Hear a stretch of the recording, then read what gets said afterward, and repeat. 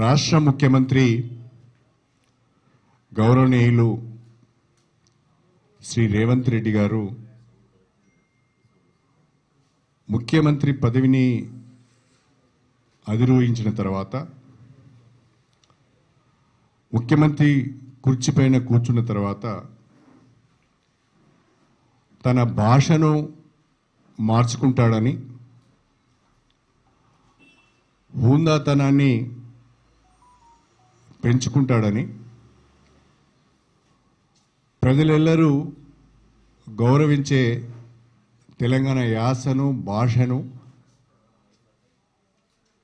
ప్రచారంలోకి తీసుకొస్తాడని వాడతారని మేమందరం భావించాం. కానీ రోజు రోజుకు ముఖ్యమంత్రి గారు సహనాన్ని కోల్పోయి వేదిక ఏదైనా ప్రతిపక్షం పైన దాడి చేయడం, గత ముఖ్యమంత్రి పైన పరుష పదజాలంతో విరుచుకుపడడం, 6 గ్యారంటీలను అమలు చేయలేని అసహనముతో ప్రశ్నిస్తున్న వారిపై విమర్శలు చేయడమే పనిగా పెట్టుకున్నట్టుగా కనిపిస్తున్నది. 6 గ్యారంటీల పేరిట 13 హామీలు ఇచ్చారు. 6 గ్యారంటీల పేరిట 13 హామీలు ఇచ్చారు. ఒక్కొక్క గ్యారంటీలో 2 హామీలు 3 హామీలు ఉన్నాయి. ఆ 3 హామీలను అమలు చేస్తేనే ఒక గ్యారంటీ అమలు చేసినట్టు. అలా కాకుండా ఉదాహరణకు మహాలక్ష్మి మొదటి గ్యారంటీ, దాంట్లో మహిళలకు నెలకు 2,500 రూపాయలు ఆర్థిక సహాయం అన్నారు. అది ఇంతవరకు చేయలేదు. ఆర్టీసీ బస్సులలో మహిళలకు ఉచిత ప్రయాణం, గ్యాస్ సిలిండర్ 500, అది మార్చి నెల నుంచి చేస్తారట. ఈ మహాలక్ష్మిలో అతి ప్రాధాన్యత కలిగింది, అతి ముఖ్యమైంది మహిళలకు నెలకు 2,500 రూపాయల ఆర్థిక సహాయం. అది మాత్రం చేయకుండా గ్యారంటీలు పూర్తి చేసినామని చెప్తున్నారు. అదేవిధంగా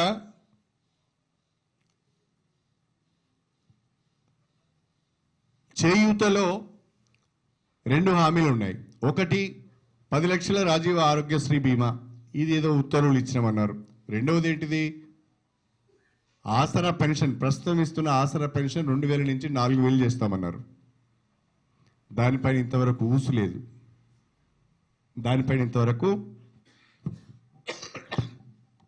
స్పష్టత లేదు. మేము అడుగుతున్నాము, 6 గ్యారంటీల పేరిట 13 హామీలు ఏవైతే ఇచ్చారో ఆ 13 హామీలను 100 రోజులలో అమలు చేస్తా అన్నారు. 100 రోజులలో వాటిని అమలు చేయాలని చెప్పి మాత్రమే మేము డిమాండ్ చేస్తున్నాం. ముఖ్యమంత్రి గారు స్వయంగా ప్రకటించారు, ప్రభుత్వంలోకి వచ్చిన 100 రోజులలో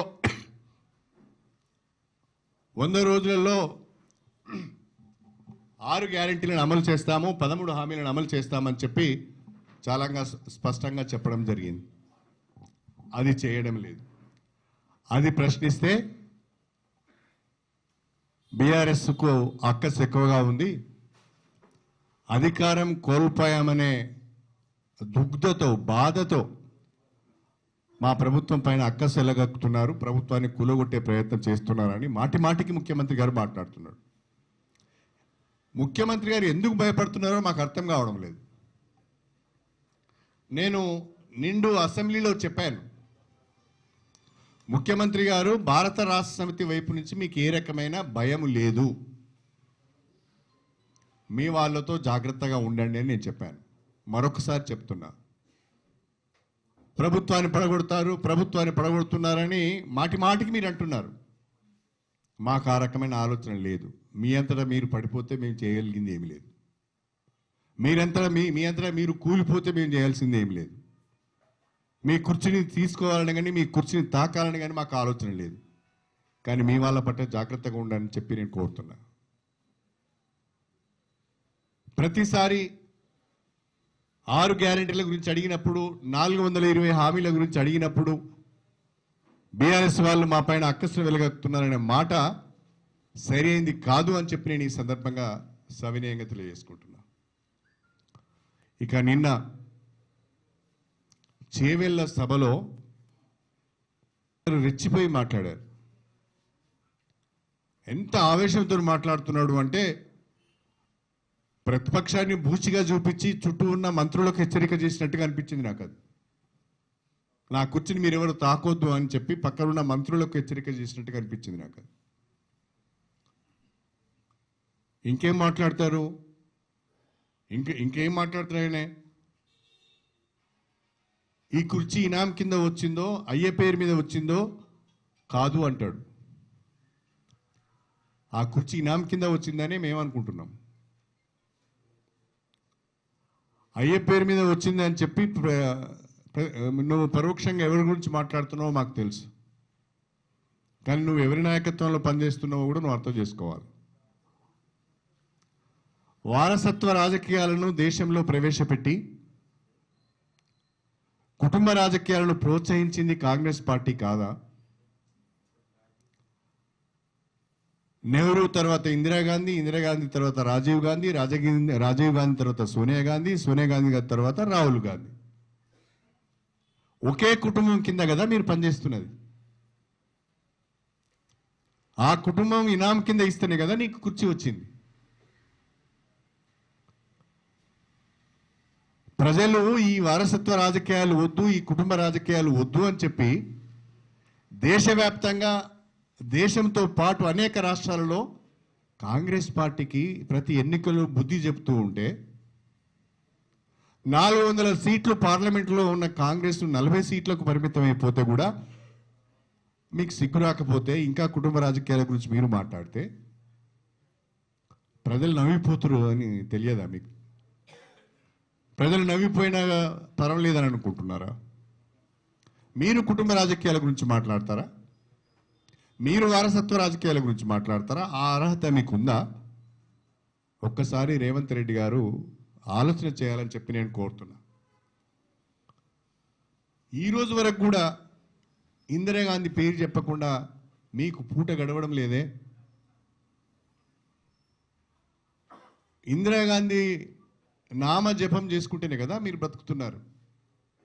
మీరు ఇంకోళ్ళ గురించి ఎలా మాట్లాడతారు? పేరుకు జాతీయ పార్టీ కానీ అది కుటుంబ పార్టీ. ఆ విషయాన్ని మర్చిపోవద్దు. అందుకే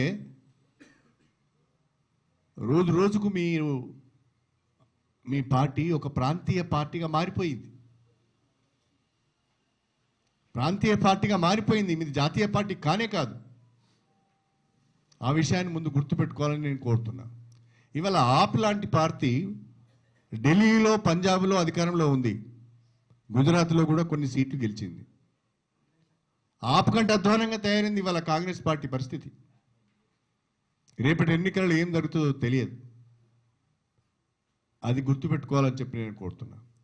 ఇంకా దారుణమైన భాష ఏంటి అంటే నిన్న చేవెళ్ళ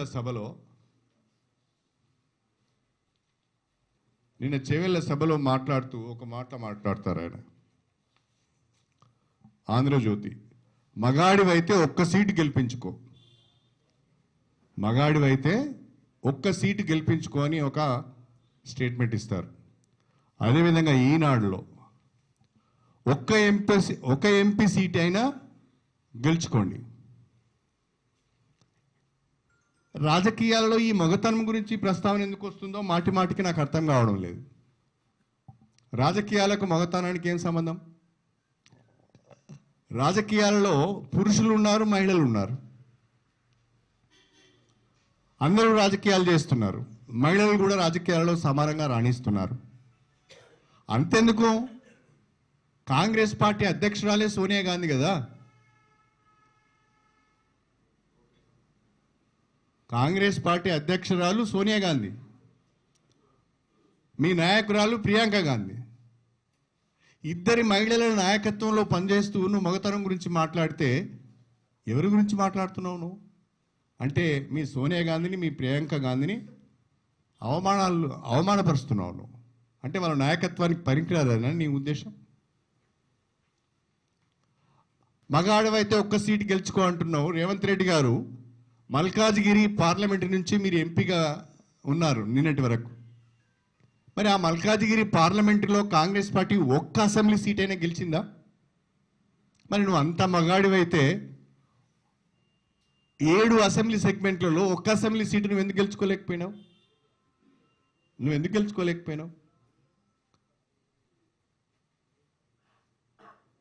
నిజంగా నీవు అంత మగాడివైతే, అంత గొప్పవాడివైతే రేపు తెలంగాణలో 17 పార్లమెంట్ స్థానాలను గెలిచి చూపించు. నీ మగతనాన్ని నిరూపించుకో నీ భాషలోనే. నేను వాడొద్దు ఆ పదాన్ని, కానీ తప్పడం లేదు. నీ భాషలోనే తెలంగాణలోని 17 ఎంపీ సీట్లను గెలిపించుకొని నీ మగతనాన్ని నిరూపించుకో. ఇదేనా మాట్లాడే పద్ధతి? ఇదేనా నువ్వు నేర్చుకున్న సభ్యత, సంస్కారం? ఎందుకు ఈ రకంగా మాట్లాడుతున్నారో అర్థం కావడం లేదు. అంటే ఇదంతా 6 గ్యారంటీలను, 13 హామీలను, 420 హామీలను, రైతు రుణమాఫీని చేయలేక దిక్కుదోచని పరిస్థితులలో ప్రజల దృష్టిని మళ్లించడానికి ప్రతిపక్షం పైన దాడి చేస్తున్నారు. ఇది ప్రజలు గమనించాలని చెప్పి నేను కోరుతున్నా. మొన్నటి వరకు ఏం చెప్పారు మీరు? రైతు బంధు ఫిబ్రవరి 28 వరకు అందరి ఖాతాలలో జమ చేస్తామని చెప్పారు. దాన్ని మార్చి 15 అన్నారు. నిన్నేమన్నారు? మళ్ళా మార్చి 31 అంటున్నారు. ఎవరు మాట మారుస్తున్నారు? డిసెంబర్ 9, 2023న 2 లక్షల రూపాయల రుణమాఫీ పైన తొలి సంతకం చేస్తామన్నారు. ఏమైంది మరి? ఎవరొద్దన్నారు? 100 రోజులలో హామీలను అమలు చేస్తామన్నారు. ఎవరొద్దన్నారు? అన్ని రకాలుగా అందరినీ మీరు మోసం చేశారు. 2 లక్షల రైతుల రుణమాఫీ పైన స్పష్టత లేదు. రైతు బంధు ఎప్పటి వరకు రైతుల ఖాతాలలో జమ అవుతుందో తెలియని దిక్కుదోచని పరిస్థితి. మహాలక్ష్మి ద్వారా 2500 రూపాయల ఆర్థిక సహాయము మహిళలకు ఏ నెల నుంచి లభిస్తుందో తెలియదు. డాక్టర్ బిఆర్ అంబేద్కర్ అభయహస్తం పేరిట ఎస్సీ ఎస్టీలకు 12 లక్షల రూపాయల ఆర్థిక సహాయం చేస్తామన్న పథకం ఎక్కడుందో తెలియదు. 2000 రూపాయల ఆసరా పెన్షన్ను 4000 రూపాయలు చేస్తామని చెప్పి 2 నెలలు గడిచిపోయినా అతిగతి లేదు. ఏ ఒక్క హామీని కూడా నిలబెట్టుకోకుండా ఎన్నికలకు ముందు ప్రజలను మోసం చేసి, ఎన్నికల తర్వాత కూడా ప్రజలను మోసం చేసి, ప్రజల దృష్టిని మళ్లించడానికి ప్రతిపక్షాలపైన దాడులు చేస్తూ రాజకీయం చేయాలని చూస్తున్నారు. ఇది ప్రజలు, మేధావులు గమనించాలని చెప్పి నేను కోరుతున్నా. అంతేకాకుండా కాళేశ్వరం పైన మీరు చేస్తున్న విష ప్రయోగాన్ని, కాళేశ్వరం ప్రాజెక్టు పైన మీరు చేస్తున్న విష ప్రచారాన్ని తిప్పికొట్టడానికే 1 మార్చి నాడు భారత రాష్ట్ర సమితి మేడిగడ్డకు వెళ్తున్నది. మేడిగడ్డ కాళేశ్వరం ప్రాజెక్ట్ అంటే మేడిగడ్డ ఒక్కటే కాదు, 93,000 కోట్లలో 3,000 కోట్ల రూపాయలు మాత్రమే ఖర్చు పెట్టి నిర్మాణం చేసింది మేడిగడ్డ బ్యారాజ్. ఈ మేడిగడ్డ బ్యారాజ్ను సత్వరమే రిపేర్ చేసి ఉపయోగంలోకి తెచ్చే అవకాశం ఉన్నది. ఇది చేయండి అని డిమాండ్ చేయడానికే మేము వెళ్తున్నాం. మీరు తీసుకునే చర్యలకు మేము ఎక్కడ వ్యతిరేకం కాదు. తప్పకుండా తప్పు చేసిన వాడు శిక్ష అనుభవించవలసిందే, శిక్షించవలసిందే. దానికి మేము వ్యతిరేకం కాదు. కానీ దాన్ని అడ్డం పెట్టుకొని చిల్లర రాజకీయాలు, నీచ రాజకీయాలు, లోక్సభ ఎన్నికలలో లబ్ధి పొందే ప్రయత్నాలు మానుకోవాలని చెప్పి కాంగ్రెస్ పార్టీకి హితవు చెప్తున్నాను. గౌరవ ముఖ్యమంత్రి గారు, నేను గౌరవ ముఖ్యమంత్రి గారు అంటున్నాను.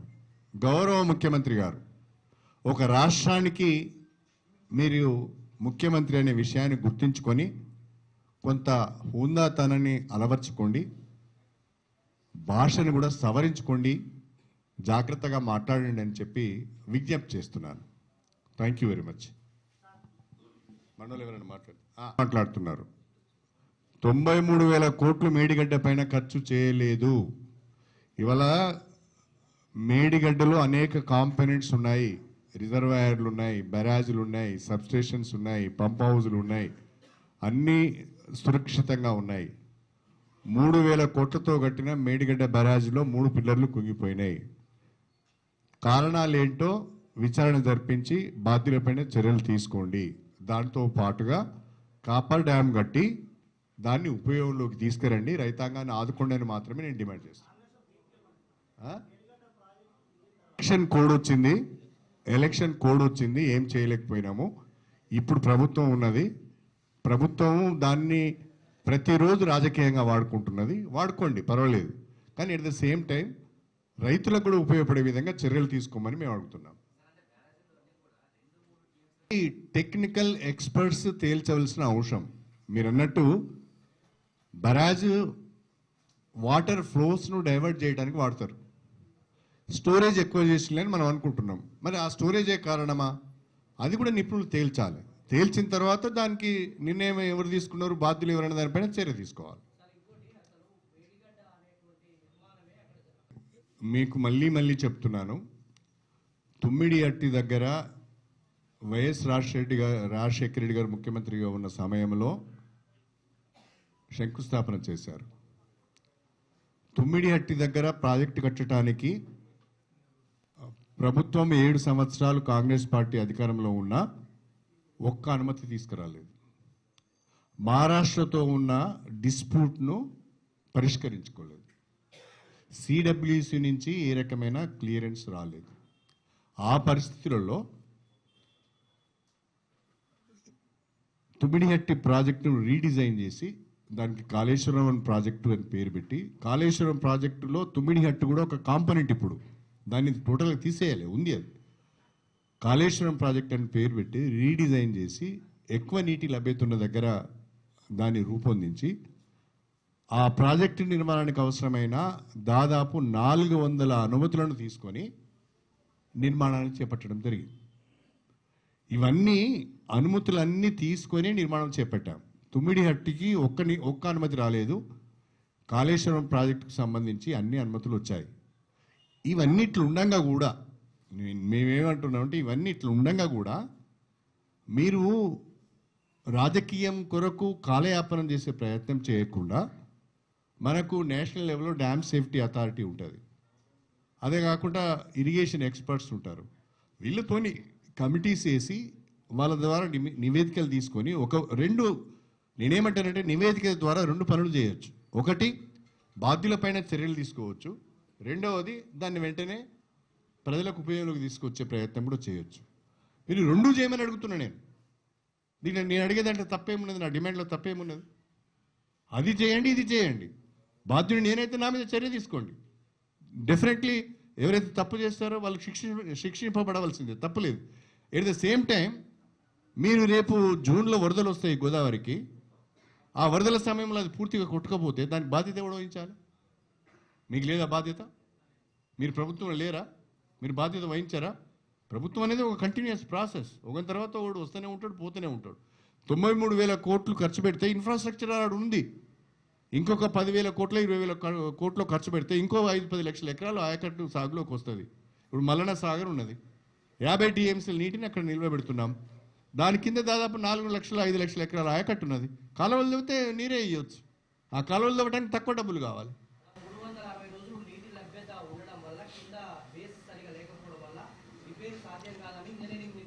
అవునండి, అందుకే కదా నేను కాపర్ డ్యామ్ కట్టమనేది. కాపర్ డ్యామ్ అంటే కాపర్తో కట్టారు. కాపర్ డ్యామ్ మీన్స్ మట్టి కట్ట. ప్రభుత్వం చెప్తే నేను చెప్తాను, చెప్తా. మనం ఎక్స్పర్ట్స్ కాదు కదా. మేము ఒక నిమిషం వాళ్ళు ఏం చేయడానికి పోయినో నాకు తెలియదు, కానీ మేము మాత్రము మేడిగడ్డ పైన ప్రజలకు వివరించడానికి వెళ్తున్నాం. Thank you.